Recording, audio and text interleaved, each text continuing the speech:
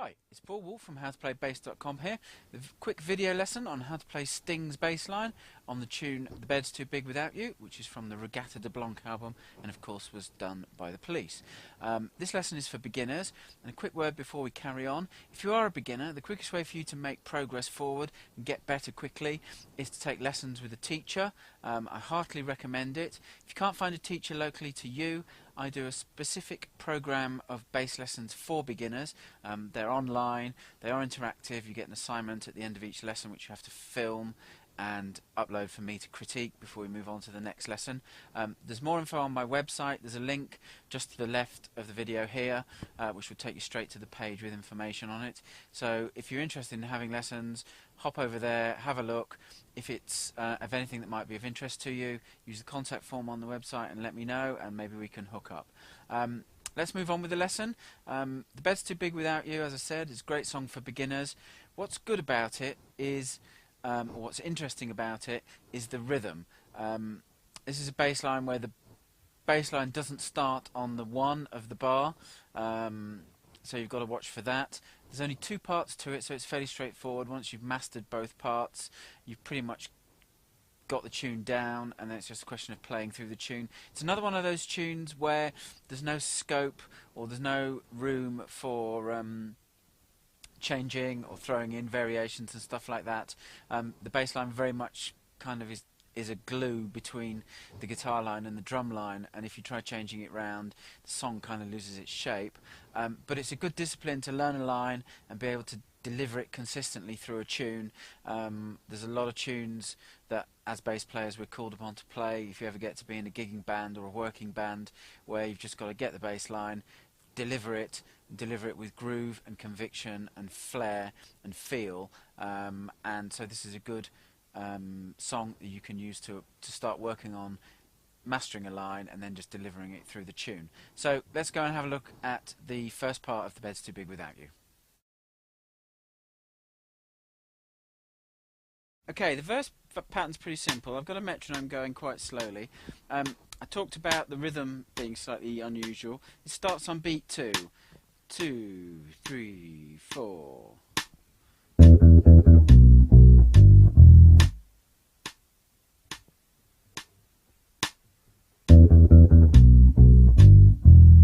I'll play it one more time.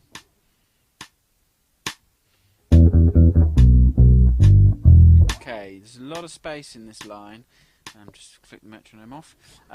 Note-wise, it's pretty simple. You play 4 notes here, which is E, 2nd fret of the D string.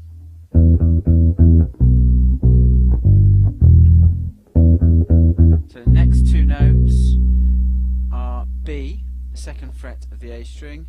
And the last 2 notes of the pattern are G, the 3rd fret of the E string, and the open E string. If you know anything about triads, that's an E minor triad going from the octave. You've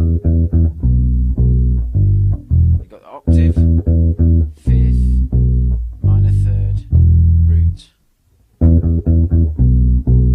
And then you've got a whole bar's worth of space. 1. Before you come back in.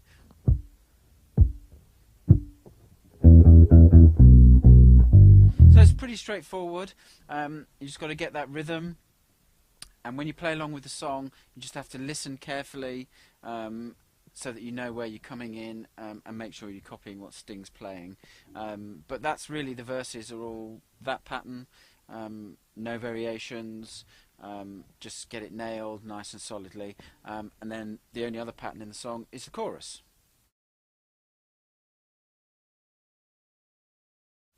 The chorus is fairly straightforward as well, but again it's got an interesting offbeat rhythm. It starts on the and of beat 1, 2, 3, 4, 1.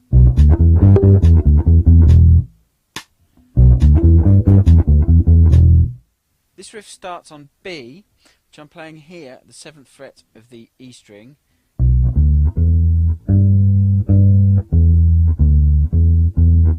So you go from B, the notes are B, D, which is the 5th fret of the A string, E, 7th fret of the A string, G, which is the 5th fret of the D string, back to E, back to D, back to E, open E string.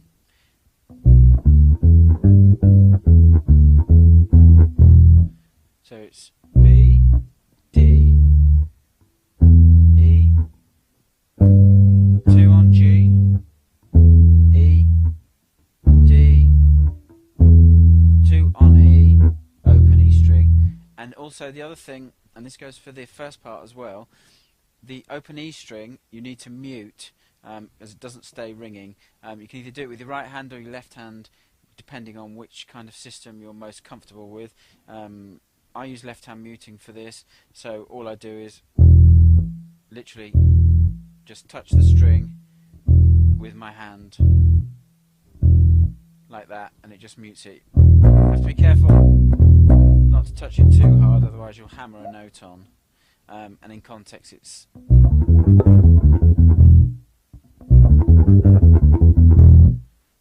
that kind of effect. You're just trying to mute it to create some even more space in the bass line.